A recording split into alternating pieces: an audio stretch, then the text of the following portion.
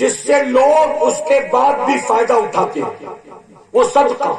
مثلا اس نے کوئی کنواں بنوا دیا، اس نے کوئی مسجد بنوا دی، اس نے کوئی یتیم خانہ بنوا دیا، اس نے کوئی مدرسہ بنوا دیا، اس نے کہیں مسافر خانہ بنوا دیا، اس نے کہیں ہینڈ پمپ یا نل لگوا دیا، اس نے کوئی ایسا کام کیا کہ اس کے مرنے کے بعد بھی لوگ نفع اٹھاتے رہے، تو اس کا ثواب اس کو ملے گا.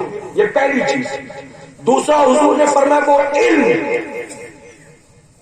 جس سے اس کے بعد لوگ فائدہ اٹھائے، یعنی ایسا علم چھوڑ کر گیا، کوئی کتاب لکھ گیا یا کسی کو کچھ پڑھا لکھا گیا، اس کے بعد بھی لوگ اس کے علم سے فائدہ اٹھاتے رہے، اس کی لکھی کتابوں سے، اس کی لکھی نعتوں سے، اس کے چھوڑے شاگردوں سے، تو ظاہر ہے کہ اس کا ثواب اس کو بھی قبر میں ملتا رہے.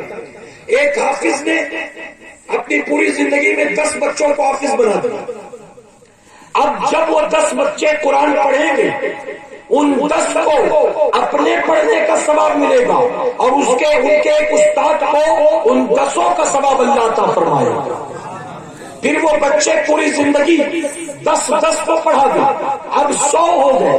اب وہ 110 لوگ جب قرآن پڑھیں گے، ان کے اس ایک استاد کو اللہ 110 کے تلاوت کا ثواب عطا فرمائے گا.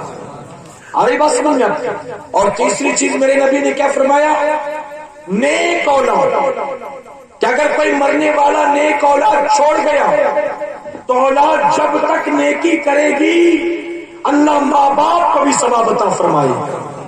اور یہاں تو ہم نے نچنیاں چھوڑنے کا انتظام کیا، ہم تو گویے بنا رہے ہیں.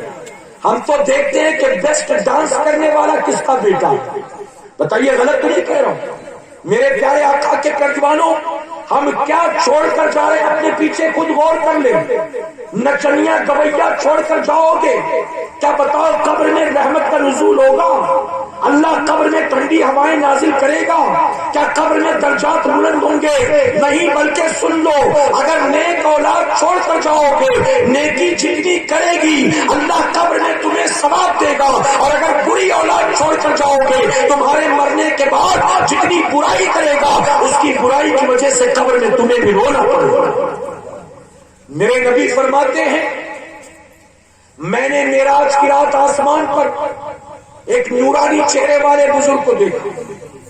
ان کے دائیں جانب کچھ لوگ تھے، ان کی بائیں جانب کچھ لوگ تھے. وہ نورانی چہرے والے بزرگ دائیں طرف دیکھتے تو مسکرانے لگتے تھے، اور بائیں طرف دیکھتے تو رونے لگتے تھے. جب میرے آقا نے کئی بار یہ دیکھا تو جبرائیل علیہ السلام سے فرمایا، جبرائیل یہ کون ہے؟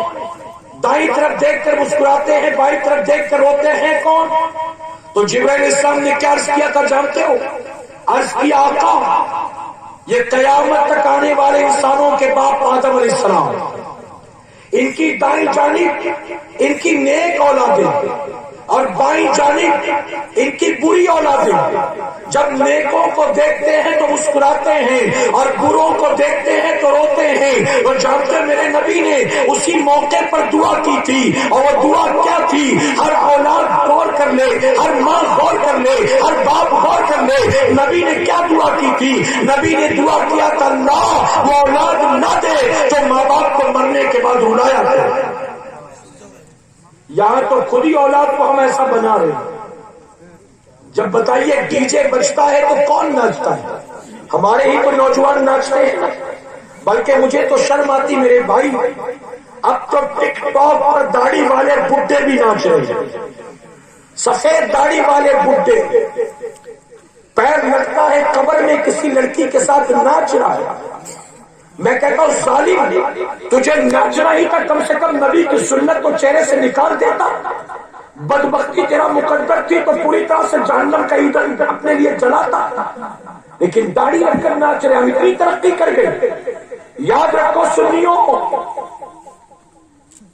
ناچنا گانا تو دور کی بات، فرمایا کہ جس گھر میں عورت بن دوپٹے کے رہتی ہے اس گھر میں اللہ کی رحمت کے فرشتے نہیں آتے. آج پورا دن عورتیں بن دوپٹے کے گھر میں پڑی رہتی ہیں. جھاڑو لگانا ہو تو پہلے دوپٹہ ہٹاؤ، زمین پوچھنا ہو تو پہلے دوپٹہ ہٹاؤ. بولنا ہو تو پہلے دوپٹہ ہٹاؤ. اب تو گھر ہی کی چار دیواری میں نہیں، اب تو شادی بیاہ میں بھی بن دوپٹے کے آنے جانے لگی ہماری بچیاں. اگر کوئی لڑکی برقع پہننا بھی چاہے تو ماں کہتی ہے یہ پہن کر جائے گی تو تیرا رشتہ کون لے گا؟ یعنی لوگ دیکھیں گے کیسے میری بیٹی خوبصورت دکھنی، میری بیٹی کا رنگ کیسا، میری بیٹی کے بال کیسے. اب تو گھروں کے باہر بھی بن دوپٹے بن پردے کی عورتیں گھومنے لگ گئی ہیں. کل تک حال یہ تھا اگر کوئی